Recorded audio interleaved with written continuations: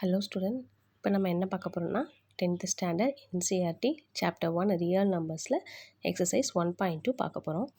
இதில் என்ன கேட்டிருக்காங்கன்னா ப்ரூவ் தட் 7√5 இஸ் இர்ரேஷ்னல்னு சொல்லிட்டு ப்ரூஃப் பண்ண சொல்லியிருக்காங்க. சரிங்களா? ஓகேவா? இப்போ நம்ம ஆல்ரெடி என்ன பார்த்துருக்கோம், √2, √3, √5 இஸ் இர்ரேஷ்னல்னு சொல்லிட்டு நம்ம ஆல்ரெடி ப்ரூஃப் பண்ணிட்டோம். சரிங்களா? இப்போ என்ன கேட்டிருக்காங்கன்னா இந்த √5க்கு முன்னாடி ஒரு 7ன்ற ஒரு டிஜிட் இன்டீஜர் போட்டுட்டு 7√5 இஸ் இர்ரேஷ்னல்னு சொல்லிட்டு நம்மளை ப்ரூவ் பண்ண சொல்லியிருக்காங்க. இப்போ நம்ம என்ன பார்த்துருக்கோன்னா சேம் மெத்தடே ஃபாலோ பண்ணலாம்.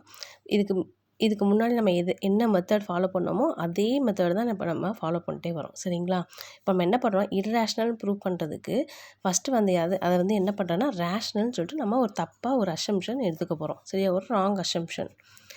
சரிங்களா? ராங்காக ஒரு அசம்ஷன் நம்ம எடுத்துக்க போகிறோம். ரேஷ்னல்னு சொல்லிட்டு இர்ரேஷ்னல் ப்ரூஃப் பண்ணுறதுக்கு ரேஷ்னல்னு சொல்லிட்டு எடுத்துக்க போகிறோம். ரேஷ்னல்னாலே அது என்ன ஃபார்மேட்டில் இருக்கணும்னா, ரேஷ்னல்னாலே அது ரேஷியோ ஃபார்மேட்டில் தான் இருக்கணும். சரிங்களா? ஒரு A/B அப்படின்ற ஒரு ரேஷியோ ஃபார்மேட்டில் தான் இருக்கணும். சரிங்களா? இப்போ அதுதான் நான் இங்கே எழுதியிருக்கேன், A/B. ரேஷ்னல்னால A/Bன்ற ஃபார்மேட்டில் இருக்கணும். இப்போ இதில் பாருங்கள், ஏயும் பியும் என்னென்னா இன்டீஜர்ஸ்னு போட்டிருக்கேன்னா, ஏன் இன்டீஜர்ஸ்னால் ஏக்கு 1, 2, 3, 4 ஏதாவது ஒரு வேல்யூவாக இருக்கலாம். அதே மாதிரி B = 1, 2, 3, 4ன்னு ஏதாவது ஒரு வேல்யூவாக இருக்கலாம். சரிங்களா? இப்போ ஏக்கு பதிலாக ஒரு வேல்யூவும் பிக்கு பதிலாக ஏதோ ஒரு நம்பர்ஸ் இருந்துச்சுன்னா வர்ற வேல்யூ என்னென்னா ஒரு ரேஷியோவாக தான் இருக்கும், ரேஷ்னல் நம்பராக தான் இருக்கும். சரிங்களா? அதனால தான் A/Bன்னு போட்டு A/B பிங்கிறது இன்டீஜர்ஸ்னு சொல்லிட்டு போட்டிருக்கேன். இன்னொன்று என்னென்னா A, B ஆர் கோப்ரைம்னா என்னென்னா ரெண்டுக்குமே காமன் ஃபேக்டர் என்னவாக இருக்கணும், ஒன்றா தான் இருக்கணும். சரிங்களா? காமன் ஃபேக்டர் ஒன்றா தான் இருக்கணும். இப்போ பாருங்கள், 7√5 A/B ரேஷனுங்கிறனால A/Bன்னு நான் எழுதியிருக்கேன். இப்போது இந்த 7 என்ன பண்ணுறேன், நான் கிராஸ் டிவிஷன் கொண்டு போயிடுறேன். அதாவது இந்த சைடு மல்டிப்ளிகேஷனாக இருக்குது, ஆப்போசிட் சைடு கொண்டு போகும்போது என்ன ஆயிடும்னா டிவிஷனாக மாறிடும். ஓகேங்களா? ஸோ இப்போ பாருங்கள், √5 மட்டும் இங்கே இருக்குது, இந்த A அப்படியே இருக்குது, இந்த 7 டினாமினேட்டரில் போயிடும். ஓகேங்களா? So 7B. ஓகேவா? இப்போது A and B are integers. நான் சொல்லியிருக்கேன் ஏற்கனவே ஏயும் பியும் ஒரு இன்டீஜர்ஸாக இருந்துச்சுன்னா A/7B ரேஷ்னல் அப்படின்னு சொல்லிட்டு நான் எழுதியிருக்கேன்.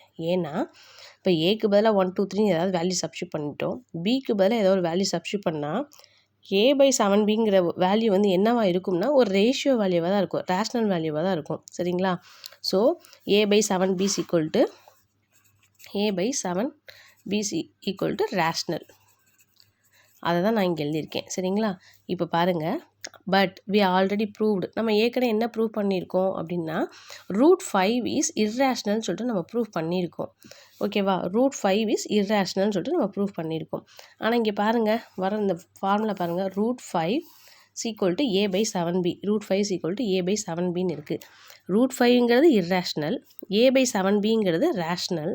ஓகேவா? இர்ரேஷ்னல் எப்படி ரேஷ்னலுக்கு ஈக்குவலாக இருக்கும், ஈக்குவலாகவே இருக்காது. ஸோ நாட் ஈக்குவல்ட்டாக தான் இருக்கும். ஓகேங்களா? So √5 not equal to A/7B. So we conclude that, இதில் நம்ம என்ன முடிவுக்கு வரோம்னா ரேஷ்னலும் இர்ரேஷ்னலும் நாட் ஈக்குவல்ட்டாக இருக்கும். அப்போ நம்ம எடுத்துக்கிட்ட assumption ராங்கான assumption.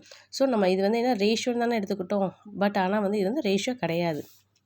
So we concluded that 7√5 is not a rational, 7√5 is irrational.